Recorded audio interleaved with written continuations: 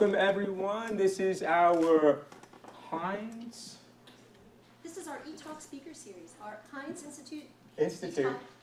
We're not a center. No, we're not. eTalk series, right? So we have a bunch of guests that we're going to have conversations with over the next couple of days. This is the last one of today, right? Yes, it is. Yes, so we wrap it up. So thank you all for being here. I think it's just my class, maybe a few from Akashis. If you don't know who I am, my name is Jeff Ogliaro. I am a professor here of entrepreneurship. I teach a couple of entrepreneurship classes, intro class, business modeling class. And so today we're going to have a conversation with Derek and Annieva. How did I do, Annieva? Yep, yes, okay, great. Conlon, who both own a very interesting company. First, they make physical products, which is so rare. So many businesses that we have conversations with, the owners of which we have conversations with, it's like a digital app, right? It's a service, so this is great that you have a physical product. And so we're going to have a conversation with them. We'll have a little bit of a back and forth for most of the session, and then we will open it up to questions for the audience. But let's begin by giving them a round of applause. A nice welcome. Iona University, welcome. Thank you, guys. Thank you. All right, and we'll get started. Now, do you have a presentation? You have no presentation. No, it's just the website. Yeah. Right. So, so the company that you own, it is called AnchorWorks, and it's a company that makes an umbrella that is secured to the ground so that it avoids the wind capturing one of these umbrellas and becoming a dangerous weapon, right, and hurting people. Yep. Okay, good. And we actually have an example product here. Do we want to just start by just giving sort of like a demonstration of what this product is? Yeah, I got you. Yeah. Sometimes there's a lot to it. Taking it out of the box. Okay. For everybody. Oh, this is great. We got swag. Amazing. Some cups for beer pong. Okay. So it's a beach umbrella. Yes. And the beach umbrella is going to be attached to something that secures it into the sand. Yes. Yeah. And this is a patented invention that your family created, right? That enables these things to, I guess, stay put. Yes, okay. It's way in there. That's all right. Yeah, so the Anchor One is what's patented, and that's the Anchor One right there. It's super lightweight. They come in like a bunch of different colors. I know I don't have a mic, but maybe everyone can probably hear me anyway. Yeah, so this is the patented part, and this is what sets us apart from everybody else on the market. There's been nothing created like this to date. There are other people trying to do it. We actually sit in on meetings with like Tommy Bahama, other companies like such, who are interested in creating a better product because, I mean, I'm sure we'll get into it a little bit more, but the dangers of flying beach umbrellas are real. And even if you're not concerned about the dangers, it's just an inconvenience. So that's why we created that. Yeah. Also, so like if you go on Amazon, like and type in like, we're on Amazon now, but if you go on Amazon, you type in like beach umbrella, anchor system, anything like that, you will see all these things that look like a dagger. So we're trying to come up, basically reinvent the wheel, kinda, without like going too crazy. The sand is on the beach, and that's essentially what you use to anchor this in. But yeah, like I said, you go on Amazon, you see things that literally just look like an anchor, and that's what the danger is. Okay, and so the connection with the water, right? We know how to secure boats in water. They use some kind of There you go, anchoring exactly. system. So if you look at it too, it actually is, we have an image right here. It almost looks like an anchor. Yeah. That was the That's idea our behind it. logo kind of mimics that, like the bottom is an anchor and then the top is umbrella. Right. Yeah. No. The branding is on point. And then just so I understand how this works, this cup, this anchoring system, that's underground. Yes. And so the mechanism is that it's the weight of the sand that's sort of getting buried into this bowl. Exactly, yes. Okay, So Basically, so it comes with a shovel. You dig a hole. You start packing it into the bowl, and then it uses. We had an engineer test it. 75 pounds of sand goes into that. Wow. Yeah. So it sounds like a lot. I mean, it is a lot, Yeah. but at the end of the day, because of the bowl shape, just to take it out of the sand, you just, bend it, tip it over, and it comes right out. Okay, so the engineering challenge then in something like this is that you want it easy enough for you to remove, but difficult enough for the wind to remove it. Exactly. Right? So and so how did you strike that balance? So, well, our dad, I mean, he's a construction worker. Mm-hmm. So he kind of he ended up taking a salad bowl, doing a prototype out of a salad bowl, some PVC that's pipe, amazing. threw it Yeah. together, Yeah. went to the beach, realized, the sand is on the beach, so use the sand. And I mean, just, I guess, I don't want to call it like basic physics, but Right. it's the weight at the end of the umbrella that holds it in. So, yeah. Okay. And I mean, I don't want to get too scientific with it, but we were actually in a meeting not too long ago, and we found out that the reason umbrellas get lifted isn't because of the wind getting caught underneath the umbrella. Okay. It's something called the Bernoulli effect, which is what carries planes in the air. It's what the wind that goes over the wing of the plane. Oh, the Is- pressure difference. Exactly. Ah. So that's what essentially would lift the umbrella out. So now you have that weight on the bottom.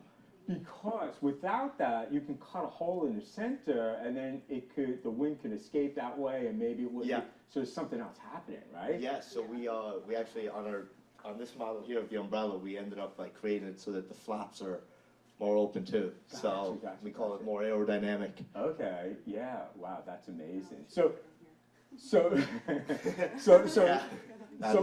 So let's talk about how we got to this point. I love that we're talking about a physical product.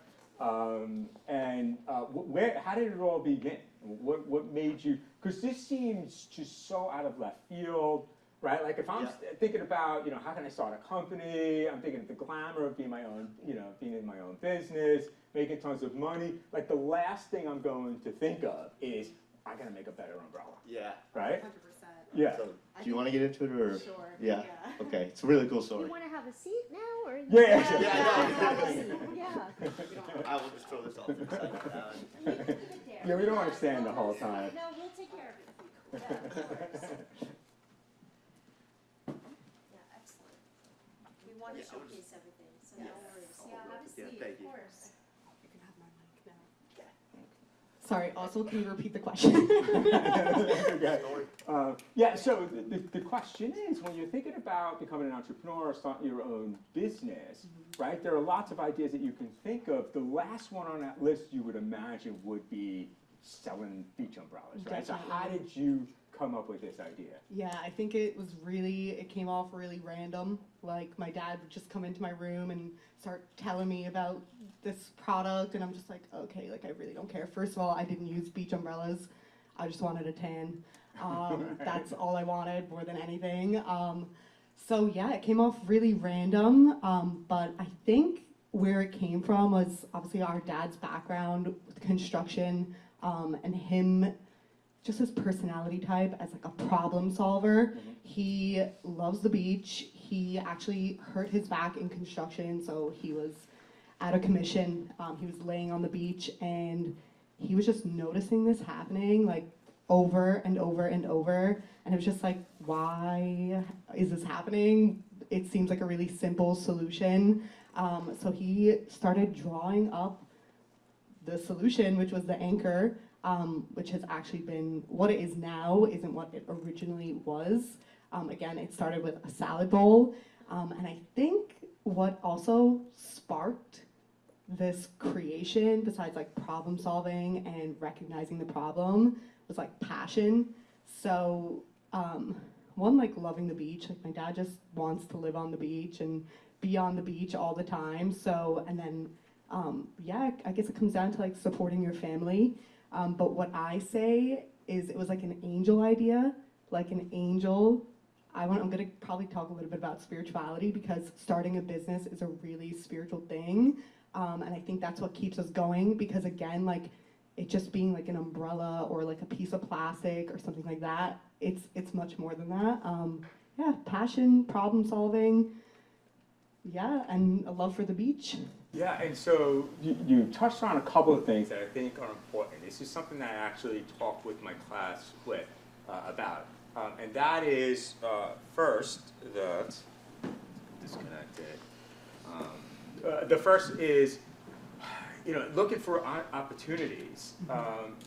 You often find them in the areas that you know best, right? And so you had mentioned that your dad loved the beach, so he's spending a lot of time there. But he's noticing something that others aren't. And so the other aspect is developing this entrepreneurial mindset where you start paying attention to problems that persist, that are important, that nobody's solving, right? And once you start paying attention to that, you start seeing them everywhere, but it's easy to identify them in the places that you know well. And so, this is exactly what's, registering in his mind, right? He's saying, why hasn't anyone solved this? Yeah. And so this is common, right, for entrepreneurs to, identify these problems that just aren't being solved. Yeah, I think like also just him having the construction background, it was like he just always had that like kind of he had to solve it mentality. Like he was like He would like freehand a lot of the ceilings instead of, I don't know how construction works, but instead of going by like whatever way they would expect him to do it, he would just like start molding it with his hands, like doing it like also reverse engineering. That's like a huge thing that we speak about. It's almost like he would work backwards, and that's kind of what he did here. But one quote that I hear all the time, and you guys have probably heard it before, is necessity is the mother of invention. So when there's a need for something, that's where the opportunity is. Like, don't, like, creating something that there's not a need for, I mean, like, then it's like supply and demand. Like, you're not going to have demand, so there's no need for the supply. But, yeah, so. Yeah, so that necessity, right, creates all of the pressure.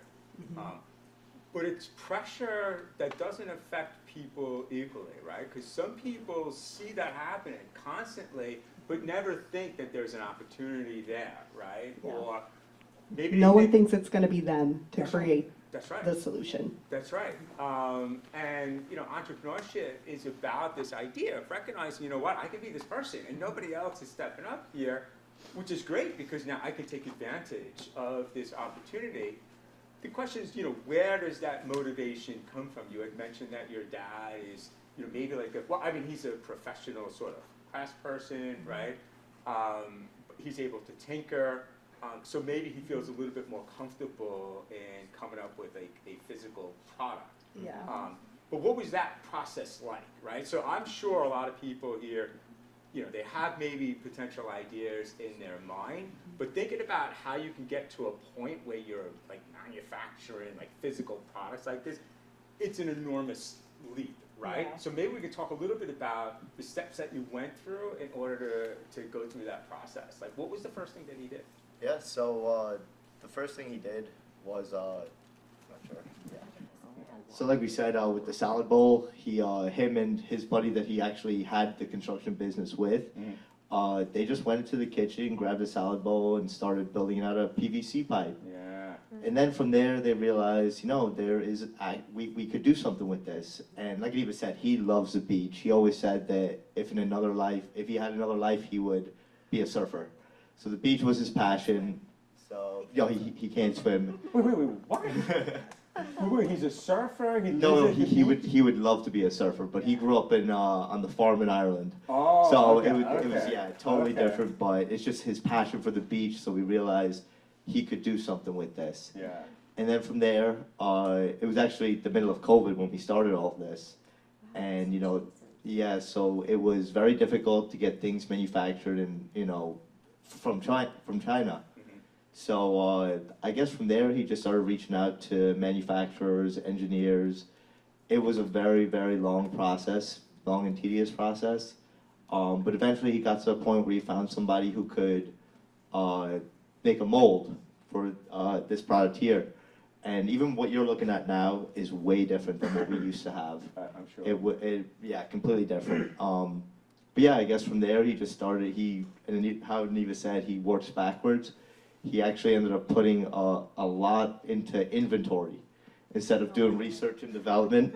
He just went full on, we're going into production. Yeah. So we can get into like all the, you know, the failures we've had to later on, I guess. But yeah, so started with a whole bunch of inventory, and from there, just figuring out how to sell it and make people aware of, one, the problem, which is still something that we're doing, is like a lot of awareness about what's actually happening. I mean, you guys see it all the time, but the best way, so like one of our competitors, we went to Washington and they were talking about the problem, and so their experience was similar to ours. Like dad had seen someone actually get impaled by this umbrella, and this guy had seen the same thing. It was a 7-year-old girl. Her face was cracked, split. I'm getting graphic, but it was like split right open. And basically everybody just, so obviously it was like horrifying, but everybody continued about their day, and their umbrellas kept falling over, tipping over. Like, it's an issue that we see, but it's almost like we're just so used to it. And so what I like to say is we're actually disrupting an old stodgy market, which is also really, really difficult. It's not, everybody knows Tommy Bahama. When they go on Amazon or Rio or Nautica, they'll go on Amazon, and that's what they'll go for because that's what they know. They don't know that there are better options. It's very hard to show other people what you have because it's a very competitive industry. Beach umbrellas, like there's millions of them on the beaches every year. And I think, so going back to like the start and that salad bowl idea and like how do you get from point A to point B, I guess also, yeah, that investment in inventory is belief. It's also like faith that, and, or I don't know how to kind of explain it, but I guess like, yeah, you can be the person to create this product. And if you're going to create something, if you're going to create a business, it's going to be all in. It can't be a part-time thing. That's my belief. It takes showing up every single day, calling people on the phone. This is dad, like, don't email people. Call people all day long. I don't care. You're going to get a million no's. You're going to have literally American manufacturers. So again, so this product is actually, the base of it is made in the USA now, but it was not. Again, we did go to China because that's where we could get in at the time. And again, COVID, it has its pros and it has its cons. Not every Chinese product is also garbage. So that's maybe something else we'll talk about, but I'm not going to get too much into that. So yeah, at the beginning, like I said, we did start. He reached out to manufacturers in China and stuff, and he did try reaching out to a lot of manufacturers in the U.S., but nobody wanted to answer the call because they're like, "Who is this Irish guy calling me with no experience, has no idea what's going on?" So yeah, we got a mold in China, and then we just started perfecting the product, and then over the years. Going to trade shows. Yeah, going to trade shows, but one huge thing during COVID was, I don't know if you know anything about like the shipping and the containers and all that stuff. So they raised the prices from about 5,000 container to about 30,000. So he said, screw this, why don't we see what we can do in the United States? So like Annieva said, call. He eventually came across a manufacturer out in Jersey who could run off the product for the same amount, but now it's here in the U.S. And he made another mold, brought it here to the U.S., and yeah, so then we kind of started shifting product to the United States. We're still in the process of trying to get an umbrella over here, but now we have them calling us, so. Okay, so then tell me what the challenges are in doing business with a manufacturer. I would imagine that if you got an idea and you're ready to order X numbers, why aren't people just saying, yeah, I'll take your business? I think it comes down to, a lot of it comes down to pricing and stuff like that. I mean, it's so hard. I mean, you would definitely know a little bit, you've been going through this a little bit with trying to get pricing from the manufacturers right now. I think it's like, so it's like knowing, I mean, I'm probably going to botch what I'm trying to say, but it's like knowing what everything costs. It's like, okay, so in China, all those issues that we had, just going for it basically was the best thing to do, because in action, you're not going to learn anything. So actually taking that action and it not being maybe correct, we actually learned a lot from it. It's like, what can you learn from your mistakes? So what we learned was actually how much it costs to make this product. So it's like if you end up talking to all these different manufacturers, okay, I'm not getting ripped off, or I am getting ripped off. Someone's giving me BS numbers, or like we can't make that amount in that amount of time, like that amount of product in that amount of time. So it's like knowing what you can get, like for like the best bang for your buck, like in the who's the best at the job. And I think when you start doing that, and I guess like it's knowing what you're worth as well, knowing what you want to spend with these guys. Like you can say no to some people, and then you'll find the right person as you like just persist. Again, like action, like enough of the inaction. Don't just sit there waiting for it to come to you. Like you just gotta. And I think at the beginning we jumped at the first thing that was in front of us. We said yeah right away because we didn't really know. And then over time, you know, like I said, like I mentioned earlier, we failed a lot. Like that is one of the biggest things is failure. You start to realize like maybe this isn't the right way to go about things, so let's just keep trying. But when it comes to someone like manufacturers, everyone's gonna tell you they can do it for you until it gets to a certain point where, you know, they let you down, and now you're on the market, and now you're letting a bunch of customers down, and that's what kind of You need a secure supply chain as you grow, especially because if you don't have the product to sell people, that's one thing that some people have the issue of like they actually don't have the inventory, like they have the idea but they don't have the product to sell, and it's like being able to acquire that inventory. Again, we didn't have that problem. It was reverse for us. So it's just, I mean, so you just gotta know who your suppliers are. They need to be reliable. You want to get the right price.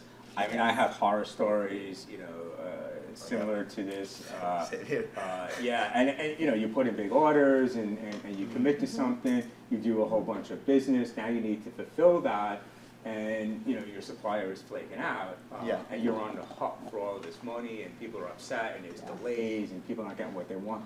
And it's a disaster, and I'm, you know, taking the full responsibility, right? And so that's right. And it's destroying my reputation with these customers. So yeah, it's really, really important to get the right kind of supplier that you can trust and you know, it's reliable. Ethical too, because again, like in China, so now we do create this product in the USA, but we still have that mold in China. It's also good to have options because like different retailers, some of them prefer FOB China, aka like they want to pick it up in China. Some of them prefer it to be a made in the USA product, depending on like who the retailer is. So to have the options also really, really good. And again, not everything from China is garbage. You can get really great things from overseas. So. Yeah, so I guess there's still that stigma, right, that somehow Chinese manufacturing is inferior. But it also sounds so daunting. How difficult is it to establish a supply relationship with someone on the other side of the globe? Is it difficult to do, or is... So it's definitely difficult. One benefit of, so our manufacturer deals with that now. They actually speak fluent Chinese, but at the beginning I was sourcing a lot of this stuff through Alibaba. And one problem I had was they want to talk through WhatsApp, and the communication was it was so hard. We actually ended up, because the difference between actually getting the product and getting samples is samples are a lot. They cost a lot of money. So at the beginning, when I was trying to explain all these different like dimensions of the umbrella, the specs basically of the umbrella, I was texting them, and we were getting $20,000 umbrellas as samples just for them not to be right. So the community, the language barrier there was definitely, that had a huge impact. Is there like consultants that you can work with that can facilitate these relationships? They do that kind of work? There are, but I think that was part of us being new to it. Gotcha. Yeah, I graduated Fairfield University with a degree in finance. I had no idea this is what I was going to be getting into. So I was kind of thrown into the deep end, and I started talking to them. And yeah, I think that if we had done it a different way, we would have searched that out.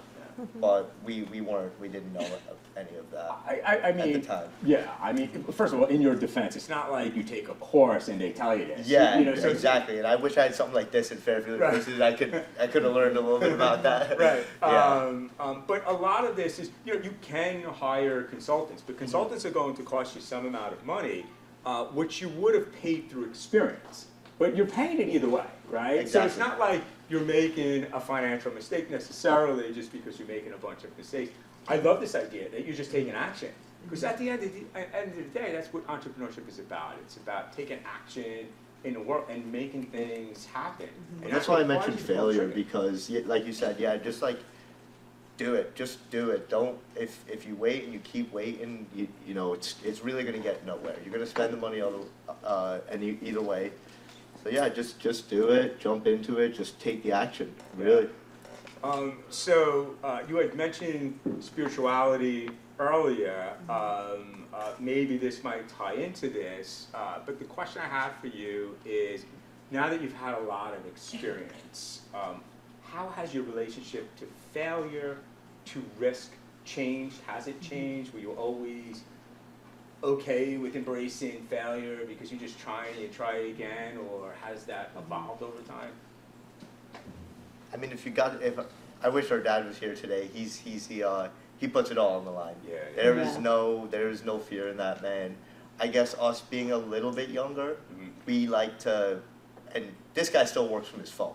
Okay. So me and Annieva will kind of look up every option there is, but with him, like I said, he wastes no time. He's failed so many times that he's like, if I get it wrong, we will get it right at some point. Okay. Yeah. So yeah, there's no fear in that man. Which is like really inspiring, and I feel really grateful to have someone like model that. So he is like the inventor of this product, but in terms of like relationship to failure, so I was always like a perfectionist, which serves me in a way. Like for this business, the details are really, really important. But so it has brought me a lot closer to God.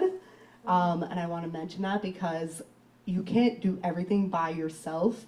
You can't rely on just yourself. There's things that you're going to feel, oh, I missed something, or, you know, I didn't do something correct, but there's always something kind of holding you. That's how I feel. There's always someone holding me or who has my back. And I've realized that's God.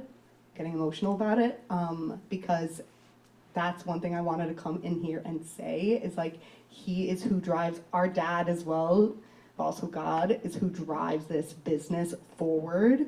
And the best way to explain that is faith and trust that even if you miss something, you know, it's not the end of the world, because if you get into that mindset, you become like a control freak and you become crazy, and that's not, your health is really, really important. Your mental health is really important, and that comes down to like trust and yeah, no fear of failure, because fear is not from God. Fear is a spirit from somewhere else, and hope and trust, that's what you need. So, yeah, I mean, because entrepreneurship is difficult, right? You're carrying that burden with full responsibility, right? There's no one else you can appeal to, and it's difficult. It's challenging. It's mentally exhausting, right? And so, one of the questions that I had for you, and maybe this is part of this, and that is, you know, we sort of celebrate a lot of the benefits of entrepreneurship culture. You know, some of the pros, a lot of the pros that you get from being an entrepreneur, you know, it's the independence, the access to potential for, you know, great wealth.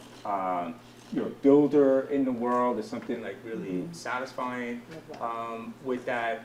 But there's also a dark side to this, right? It's dealing with all the failures, the difficulty, the complexity, making sense of this. Am I making the right decision? I don't know. Should I be taking action now? Do I gotta wait? Do I go in China? Do I stay in the US?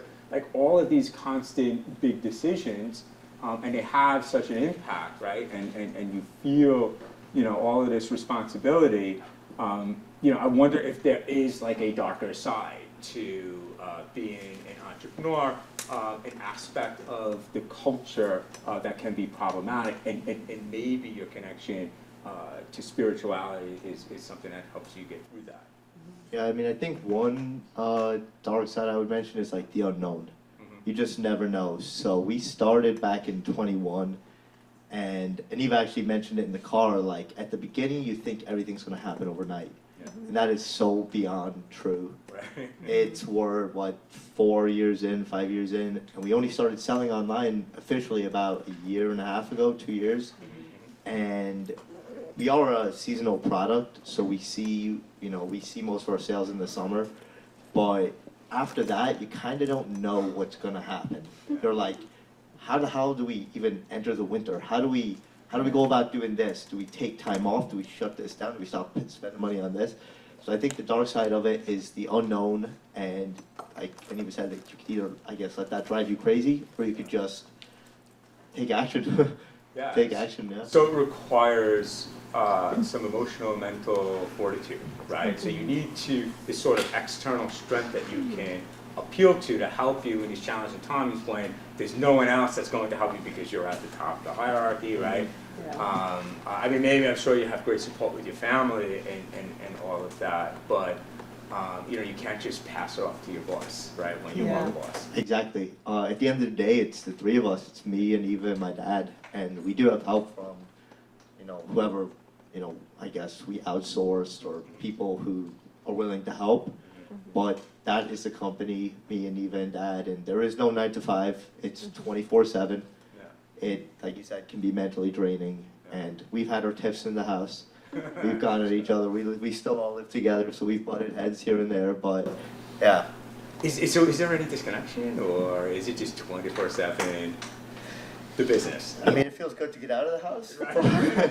but no, there's no disconnection. I would say, really. I mean, No, I don't think so. I think, so I want to kind of like backtrack a little bit. It's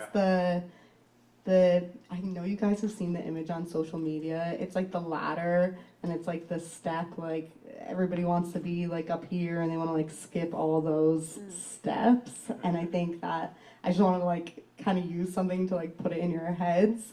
But in terms of like, so that was kind of like random, but in terms of like a disconnect, no, not anymore. In the beginning, for sure.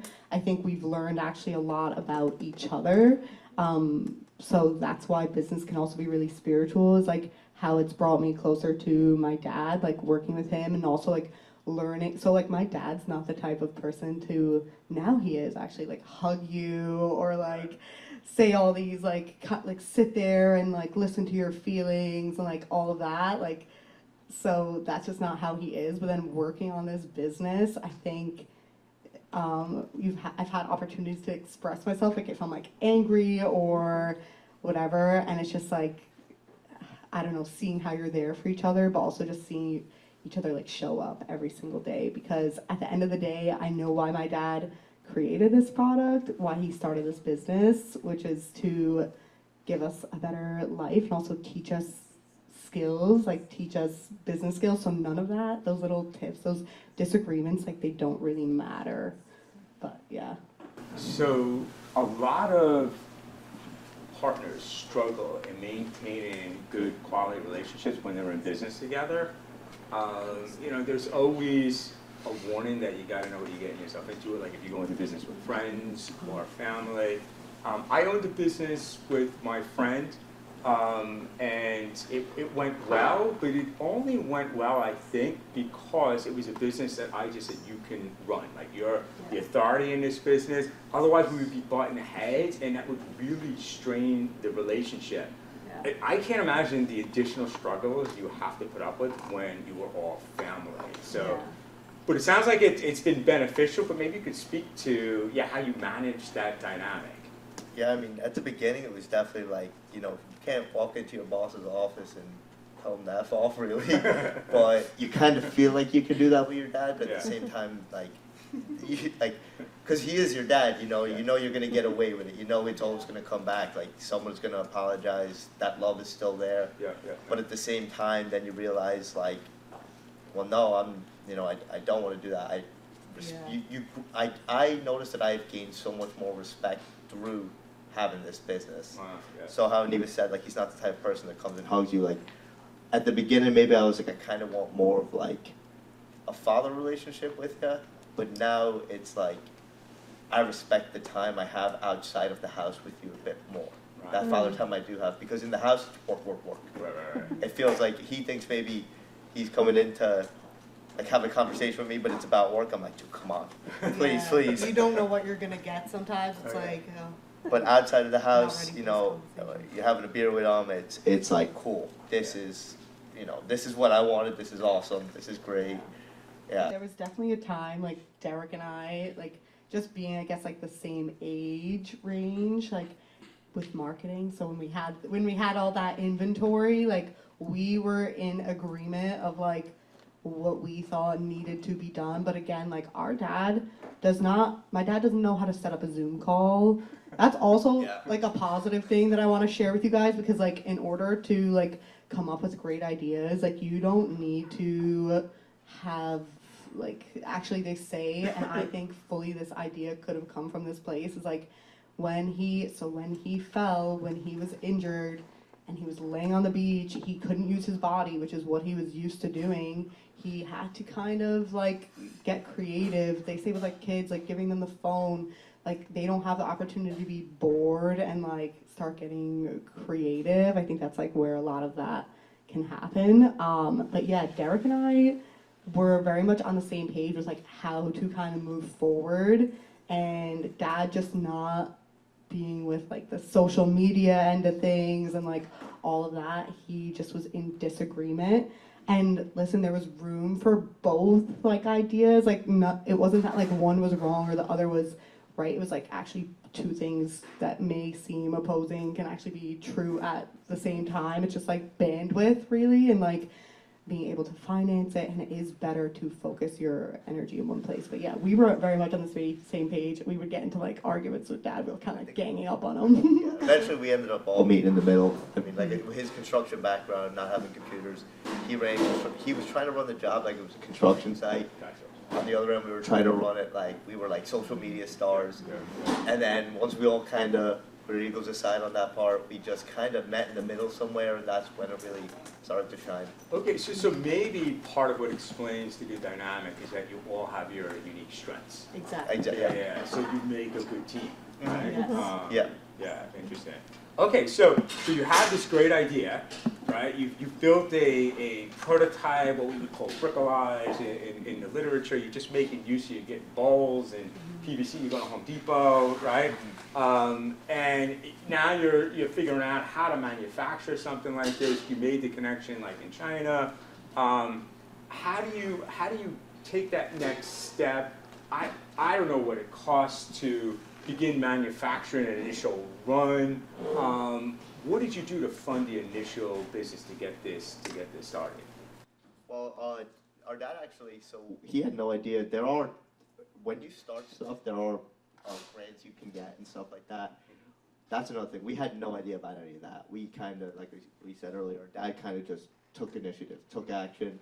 He ended up financing all the inventory himself from the beginning, and then from there realized, oh crap, you know, how do we get people, especially with it being such a unique product, how do we get eyes on this? How do we get people to know about this product? But now we have to teach people about a new anchoring system on the beach.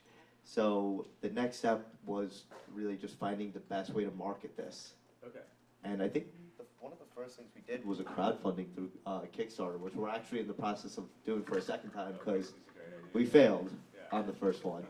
Because we didn't put enough money into the marketing, but that was another part of we had nobody there to help us. Yeah. And we just thought we knew everything. Like trade shows were a great place to start for us. So going and like showcasing your product. There's many trade shows in different industries. There's broad, there's more niche. Obviously, like they are a little bit of an investment. But that was such a great start. Our first trade show, I remember like days before, we were like, I was like, wait, if someone wants to order this product, like, how do we do that? Like, what do I do? Do I bring like, I was like, It It was a trade show floor. We all we had was basically just an umbrella open, and we had like these people next to us with like fake palm trees and stuff. We're like, oh, No, we looked like But I so think that's- amateur. I think that's why people came up to us. They were like, "Oh, you guys look out of place, but Yeah. you know, let's chat." But it was a good thing. Like we looked so amateur. We looked like such like green, like new, and it wasn't anything to be. At the time, I was like, oh my gosh, like again, perfectionist. Like it wasn't anything to be embarrassed about. It was something that was actually kind of endearing. We had people come up to us and show us how to get like apps on our phone to scan people to get leads. Again, that product wasn't even ready to be sold. It didn't even have packaging. We didn't even have an umbrella. We only had like the base part of it. But again, we showed up and then we started, I think we showed up a second time, we booked our booth, but then we started getting invited down because again, from that show, we learned, oh crap, like obviously we need umbrellas, but we need packaging. So then we started working on packaging, then we showed up with packaging at the next one, and then people were like, oh, I could have this on my shelves. So then it just starts different conversations, and then we started getting invited down to these shows. We learned a lot from the people that we met too. And it's just taking action. You didn't have a complete plan. Exactly. Yeah. You didn't know how to build the best. We were going to cancel our first trade show because of like multiple reasons. One being like, how are we even going to sell this? Like we don't have umbrellas. We were going to cancel. I was like, we're not like canceling. I was like, let's just go and like see. And it was fine. It was like, It ended up being whatever. a lot of fun too. Yeah, it was a lot of fun. Yeah. And so was this trade show for consumers or was it for like retail stores that would buy it? So it was kind of a mix, right? So some of them you go to. So that was another thing. We didn't really know what we were going down for, but there's shows for retailers specifically, shows for buyers, whatever. But both of them were kind of a mix. So yeah, yeah. It was mainly retailers, I think, though. Like there are a lot of people there trying to kind of like purchase, and they are checking out new products. So when we go down to these shows, what's also really fun is like I get to see like all the like bikini brands, like they're coming out, what they're gonna have for next season. It's always like kind of like the season before that the buyers are trying to get into like their store for the upcoming season. So it was mainly retail, which again, like we were very like, it was very like, not mind splitting, I don't know what the correct term would be. It's like, we had no business plan, like on paper. It was like, are we going direct to consumer? Are we going retail? Now, because we've learned, like we know, okay, if you want to get into Walmart on their store floors, they want you on walmart.com first. They're also connected with Amazon, so they want to see online presence, online sales. Everything is about online now. So again, it's just like knowing these things. Like how would you know those things unless you just went for it and like made the mistakes? So Yeah, I mean, but even like, so plans are okay. Plans are good. You want to understand where you're going and what's happening. But there's this concept of a lean startup where let's not go too crazy with the plans. Let's just get a product out there, get some feedback, right? Learn a few things and make adjustments based on that feedback. And it's just a more efficient way of starting up a company rather than figuring out everything, right out of the gate, most of which is going to be off, right, to some degree. So you don't really know, so you got to test it. You go out there, you show people the product, you get feedback. But going back to like planning is also good. Like there's a balance with everything. I think like now that we're more developed, we're more able to plan. So yeah, we couldn't in the beginning. There's still things that are very like loose, but again, planning is still a good idea. So I'm not gonna advise not to plan. Right, yeah. Planning is still good. I mean, this is a key feature of management. But we used to teach that if you wanted to start a business, the first thing you do is you construct this elaborate, detailed plan. Figure out what's going to happen over the next, for the first 5 years, and that's just unrealistic. You really need to test your idea, right, against what's happening in the real world, and then make adjustments based on that feedback, which is more efficient. So all right, so you've got this product. Is that your first marketing effort, just to go to trade shows? Is that how you generate like your initial sales? Yeah, and then we eventually set up our e-commerce site, and then it was kind of like, okay, we figured out that driving people to your e-commerce site is a lot harder than because I was like, okay, I want to do this very organic, made in the USA, like anti-Amazon, like I was just like, that was my mindset, and now it's completely different. Actually being in business like changed that for me. Got on Amazon, which was a really great idea for us. Unfortunately, that product, that rendition of the product, it was super large. We had problems with shipping it, whatever. We were paying Amazon. Yeah, we were paying Amazon, like we weren't making anything off of it. So yeah, it just, from trade shows, it went into websites, little like pop-up stands in Maryland, like on the coast, organic stuff, and then into Amazon, and then Amazon has really been like key for We did the first Kickstarter. Kickstarter campaign, which again, Derek mentioned, we are going for round 2.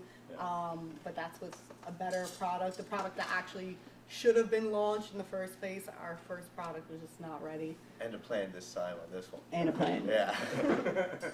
I mean, a lot of people use Kickstarter. I mean, the basic idea is that you're going to use it to fund an initial sort of startup idea, but it's really, at the end of the day, people use it to market ideas. Yeah, that's Exactly. kind of where we're at. So Yeah. our original product, or not original, but I guess original, but it's a classic beach umbrella. So one thing about Kickstarter is you can't do it if you're already selling the product. Yeah. So say you've made sales on Amazon or your website or anything like that, you're not allowed to go, and Kickstarter will know.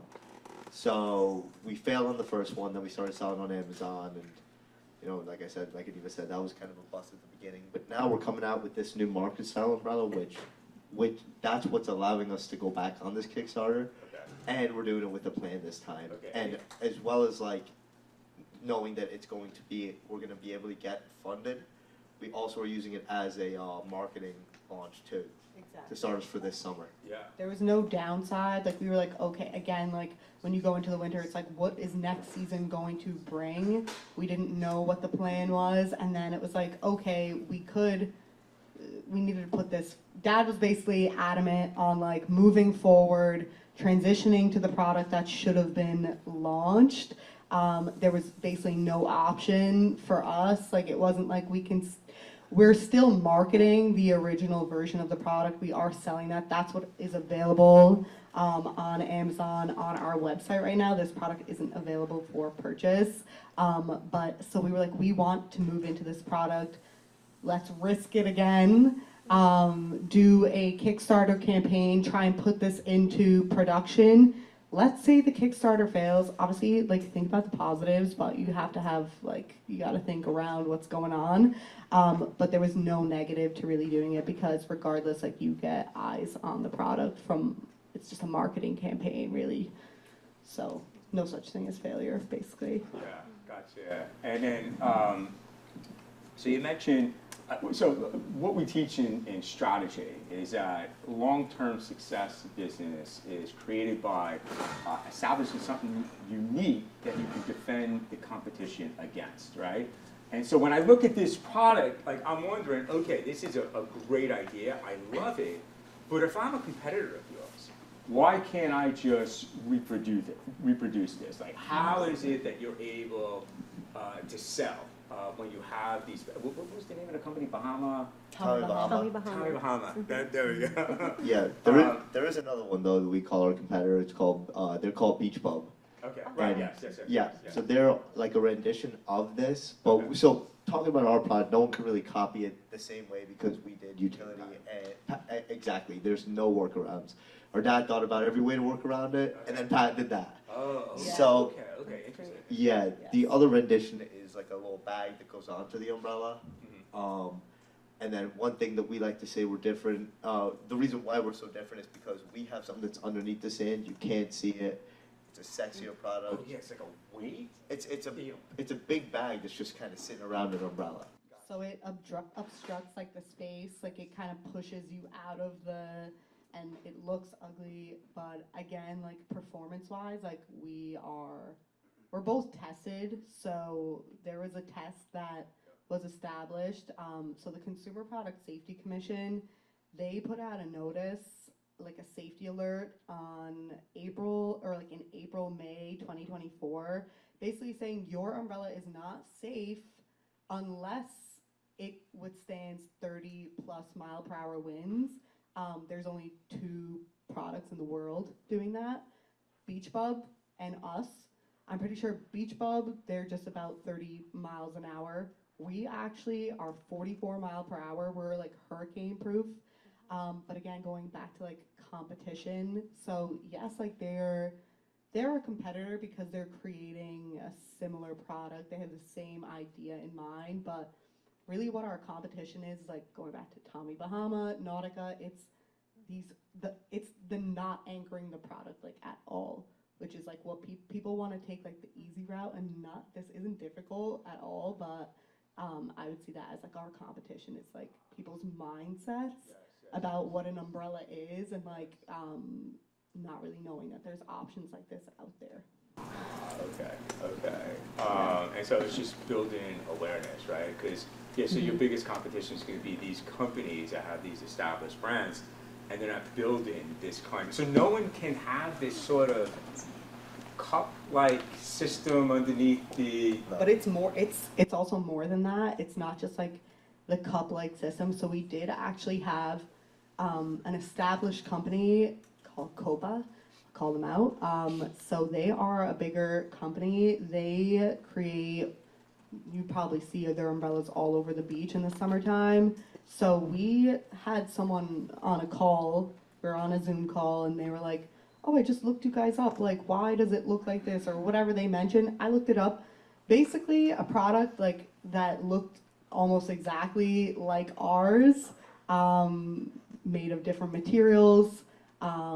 So it's, when it gets into patenting, it's very detailed. It's not just like the fact that it's like a bowl, or like an example, colostrum is like a huge thing now. It's a supplement that everybody's taking. There's multiple brands coming out with this supplement, but only one of them is patented. It's called Armra, and how they have the ability to patent it, I'm not actually sure like the details of it, but it gets very detailed.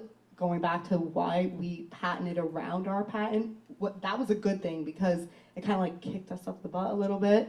Like there are people who are able to, they're not creating anything like ours. It's just that they basically have the marketing funds and the name already and the brand built out that they could almost like, and the ability to price it lower, that they could kind of get in front of us, looking very similar. They actually used, so they named their product Anchor Max, which is what our product was originally named when, how I said like it was like a different product, it was a larger product. So they went in and they used that, and they also, on their Amazon, they basically copy, because keywords and SEO and all that stuff is really important. I don't know if you guys are in marketing. They basically just took our description, our benefits, features and benefits, and they basically just like stole it, and they like switched around a few things because you can't really say they stole it. Like we have to have to use all those same keywords. They're what's going to be competitive and what's going to work and what people are searching for. But yeah, so, but the patent is the ultimate protection. So. Look, business is ruthless, it's cutthroat out there. If they, if companies see others making money, they're gonna copy it. And it was flattering seeing that product. I was like, okay, like that this is a good idea, so you're. That's a healthy way of looking at it. Right? Because ultimately, you want to be very strategic in how you build your patents, right? So that you anticipate how people might try and get around it, and you add, like you send your patent to include that as well. But ultimately, if someone wants to build a secure umbrella, right, they'll figure out a way, right? So there's always going to be competition. Do we want to? So we're going to start opening up for questions. Yes, let's do it. But can I start? Yes, go ahead. Okay, thank you. So first of all, your story is amazing. And when I spoke to you, Derek, what I did was I went on your website and I saw your dad's story. Yeah. And what I loved is that he was referred to, and you had mentioned it, the problem solver of the family. And I think one of the things, a common denominator here in our space is when students are dabbling with an idea, they start with like identifying a problem and coming up with a solution, right? It's not even an idea, it's that problem solving component, which is really, I think, what makes any sort of idea or a business successful. So when I read that, I was like, wow, that's awesome. And I know his background, a construction worker, and I'm sure he's got that, as you described, that brain of just that curiosity and dabbling with things. And I think most people, not everybody has that, right? But there's still ways around it. And the other thing I wanted to talk to you about is what you mentioned about faith. And I think I've always said, I think most entrepreneurs, they take that leap of faith because not everything, you don't know what the outcome's going to be. You're taking a chance. And I think even I've changed careers, and it's always been, that leap of faith that, I'm going to take a chance. I'm going to make it work. Yeah. I'm going to, That's the mentality of that. I'm going to, fall flat on my face a few times. That's okay. I'm just going to dust myself off. So I think that's really important because I'm sure a lot of students here, they're wondering, like, what am I going to do? Nothing is linear. So I think it was wonderful to hear that. The other thing that I wanted to just say to you is I'm a beach lover. Like, my son knows, I hate the winter, and we look ridiculous. But maybe if you could come up with a beach buggy, a new one. My husband's beach buggy is hideous. We look ridiculous. But we do have some umbrellas in there, and I, for one, I'm the one that's digging the huge hole, making sure, like, it's probably like 6 feet deep, the hole that I make, and it's exhausting. And that, we put it in there, and I got to tell you, I've seen a lot of umbrellas while my family's on the boardwalk getting pizza or whatever, just fly, and those families aren't there, and so I'm just like rescuing their umbrella. That even happened over the summer, and preventing an injury. So there is such a need, and you don't even realize it, and just the fact that he had the courage, you all had the courage, because you're doing this with your dad. To do something about it. I mean, kudos to you.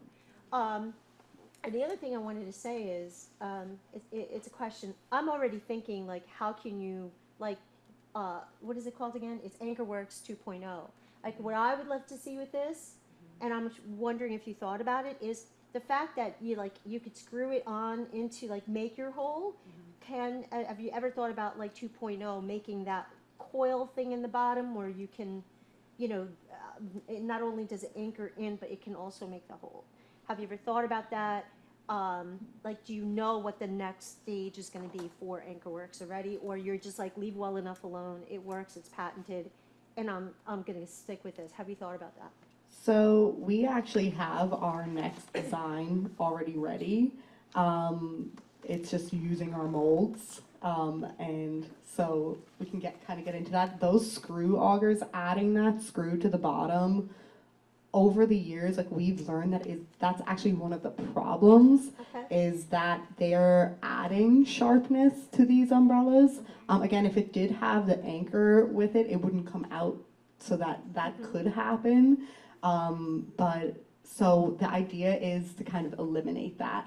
And again, we do have the next version of the product, which is much more simplified.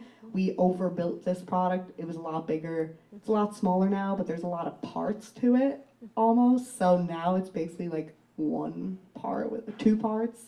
That product will be coming soon, but we're on to the next already. So Yeah, one of the markets we're trying to get into is the hotels. So another idea that we actually have the prototypes for it, are anchors that you can essentially just leave in the wintertime. So they're bigger, they hold the bigger umbrellas because they all have, like, the wooden umbrellas that they, I guess, spend a fortune on, so they don't want an umbrella like ours. But you would just leave it in the sand, and then in the wintertime you take your umbrellas out. Exactly, and That's then fantastic. once it comes back around. Yeah, because when I went to St. Augustine, there is like a beach company, because I'm used to, like, schlepping my umbrellas everywhere. But I just called, I was like, well, I'm going to be on the beach, this is a spot, and they bring your umbrella. So I'm wondering if you can team up with those little, The Cabana boys and Cabana girls. Yeah, absolutely. Definitely, because it would make their lives easier too. I actually, like, maybe 2 years ago, saw a Cabana girl come down, and she couldn't get it into the sand, so she went back up and got a screw gun. Yeah. And I was just like, oh, like. Also, those products, the rental umbrellas, are the more dangerous ones, because the plastic ones or the aluminum ones, my bad. Like, so what you would bring to the beach, they're more like blunt almost on the end, which is still dangerous, but Pointy too, right? they're pointy, but they still are like that plastic isn't Yeah. like necessarily like sharp, but the idea of like the rental umbrellas as well is like, oh, they're safer because the weight is in the umbrella. The wood is more heavy. They also have some steel parts to them, but those wooden ends, it's basically like a skewer. So when they catch the wind, they've actually been reported to be the most dangerous. There is a company that we got in contact with who has multiple lawsuits against them. We offered to, we were open to partnering with them. They actually kind of went silent. They are being sued, as well as the rental company was basically who the people went after. But they're pointing fingers at the manufacturer, who is that company we are speaking about, who creates the like wooden umbrellas, which are the dangerous problem. So yeah, we're basically creating something that caters to those umbrellas, that they don't require them purchasing a completely new umbrella. That's also where we are very competitive, is Beach Bub, Tommy Bahama, whatever, whoever creates bases, like they do not have that. They do not have the ability to penetrate that market the same way we do. Fantastic. Yeah. That's great. Yeah, I mean, that's, you know, if you sell it that way to these little cabana, you know, mom and pops, they won't get sued. I'm sure now they have the potential to get sued. But anyway. And you want to meet the consumer where they're at. So how you said, like, you don't want to take your beach umbrella, like a lot of people feel the same way. So it's like knowing your audience, knowing your consumer. Like some people do opt to bring their own to the beach, others rent. So it's kind of getting them from every single angle. Thank you. Thank you. All right, so any questions? All right. Now I'm just gonna fire your mic. Yes. Okay, thank you. Oh, yeah, and we'll go back and forth. Thank I you. was curious if you guys are working to be on any shows like Shark Tank. It's like where I see a lot of new products. Yeah, so I actually applied to Shark Tank like 2-3 years ago, and they said it's like a 2-year wait list. And from going to these trade shows, people came up to us and they're like, it's more of like who you know when it comes to that stuff. They would get you interviews. So we do have a few people that we're talking to that have connections at Shark Tank, and we're just waiting for, I guess, the right moment. It comes down to also having sales.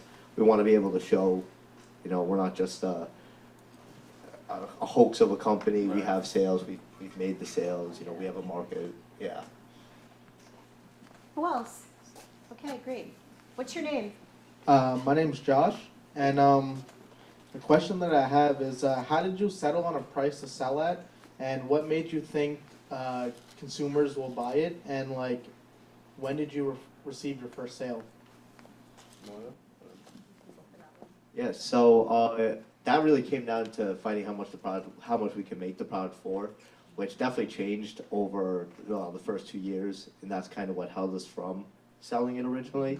And then we came to the price we're at right now, actually, because of our competitors. We saw what they were selling it for, and we Which eventually... also, sorry, like working backwards, looking at what other people in the space are selling the product for actually gives you the number that it would be reasonable to make it for, because you have to build in, obviously, like you making money, plus like shipping, plus all these things. So yeah, seeing what competitors were selling it for, also like the value of your product is very important to be like strict on, because we had a lot of people telling us like, no, like people are used to spending $49.99 for Tommy Bahama, and it's like being able to communicate like why you're more valuable than that product. So yeah, valuing your product, seeing what other people in the space are selling it for, and like reverse, like going backwards and seeing how much you can get it made for. Yeah, so our original product's at $119.99, and like Annieva said, working backwards. But we also figured that like you can get a Tommy Bahama umbrella for like $70.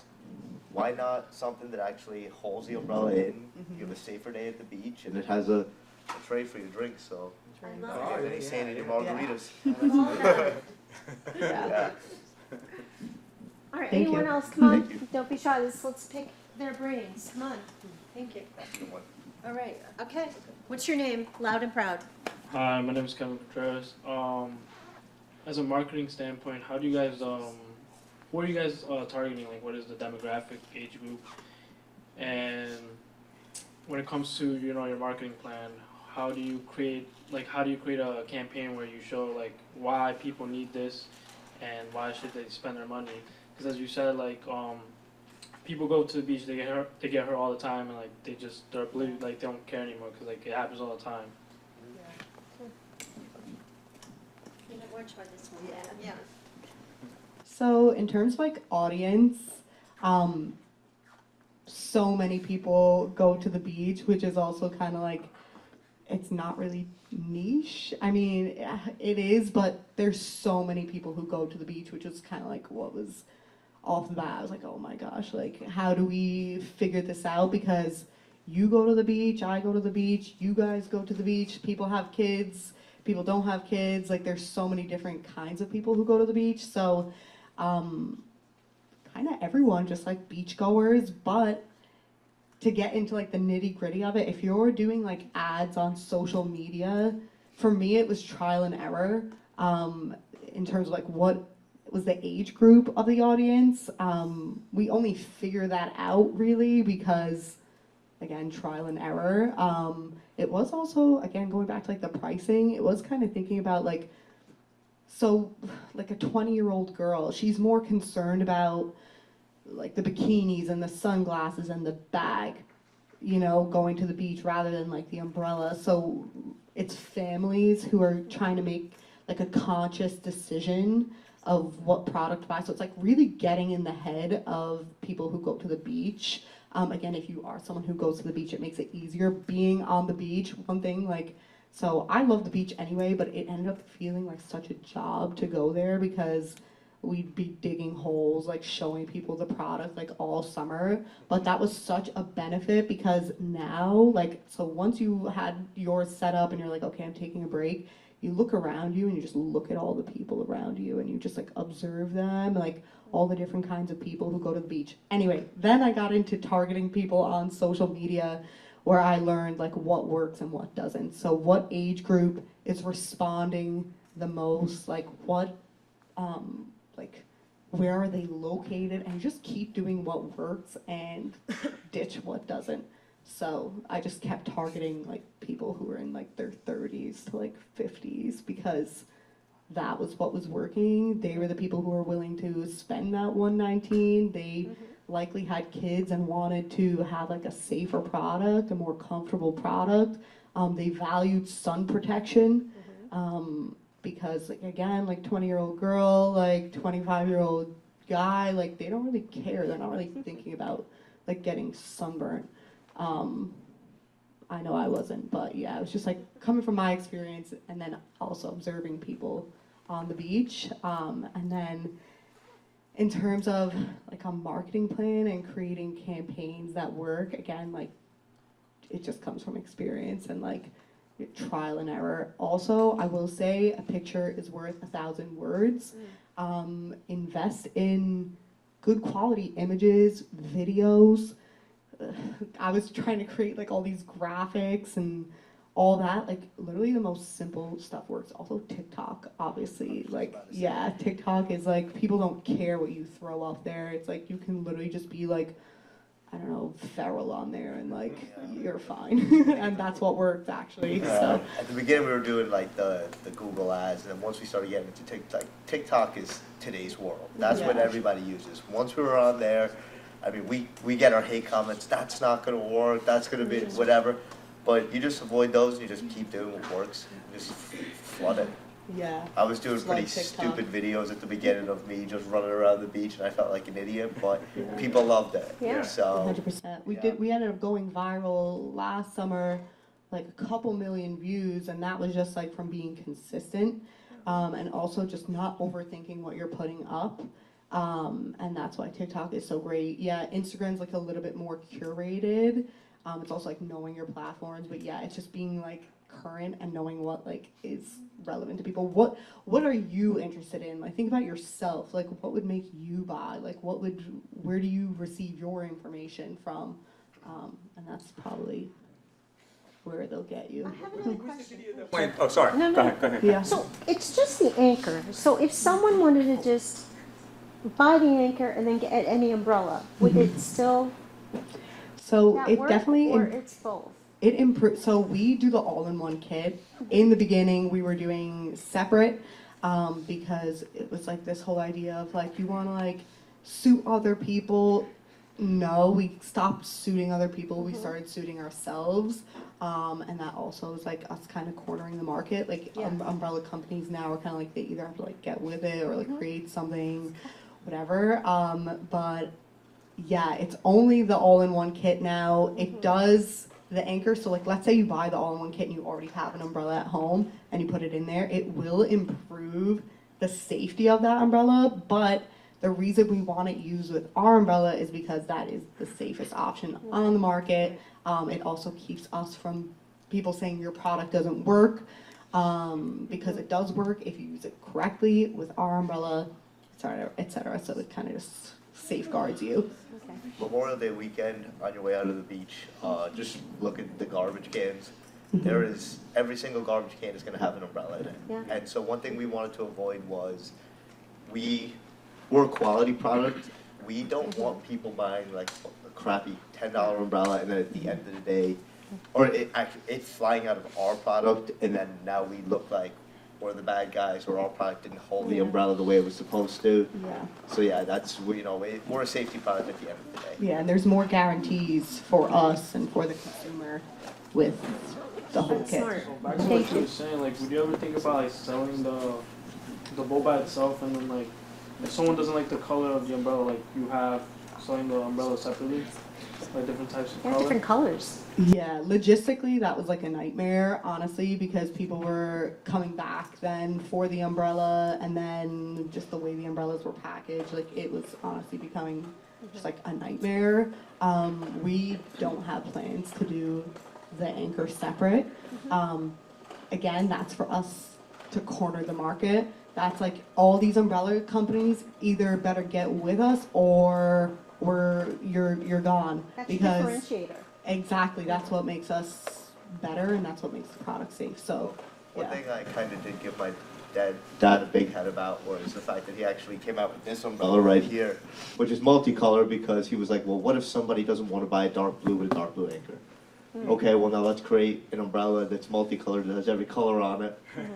So now they can pair it with any of the anchors. Yeah. So, That's great. Yes, excellent. Alright. Thank you, guys. I think we're good. It's a Yes. wrap. Thank you, Let's everybody. everyone round of applause. Yeah. Thank you.